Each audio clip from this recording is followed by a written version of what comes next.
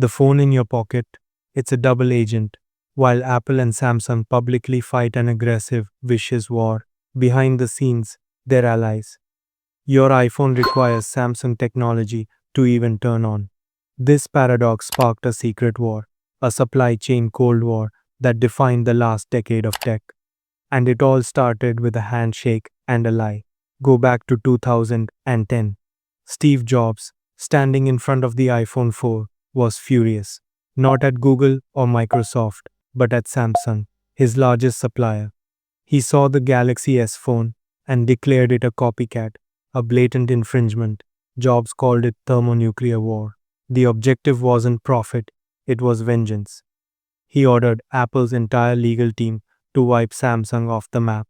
The ensuing lawsuit, known as the Patent Wars, became one of the most expensive legal battles in history, over $2 billion in penalties. But here's the absurdity. What were they fighting over? Pause. A rectangular shape with rounded corners. The shape of a phone. This was never about design. It was about market dominance. And it revealed a dangerous flaw in Apple's supply chain. The irony is deadly. Apple may have won a portion of the lawsuit, but they lost the real battle for control. For their most critical component, the memory chips and the stunning OLED screens, Apple was completely dependent on Samsung. They needed their enemy to build the iPhone. Samsung knew this, and they exploited it. In retaliation for the lawsuit, Samsung committed the ultimate act of corporate warfare. They used their dependency as leverage. Apple was forced to pay what became known as the Apple tax. Samsung charged Apple more for their premium OLED screens and chips than they charged anyone else, including their own phone division, Galaxy. They were paying their enemy to build a superior competitor. This forced Apple to execute Operation Breakup.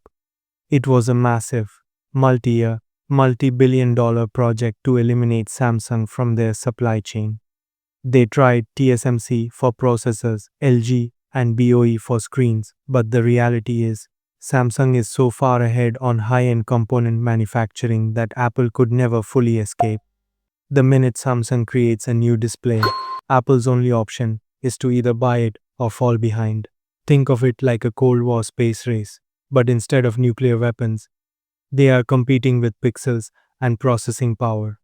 Samsung invests more in their display tech than most countries spend on infrastructure.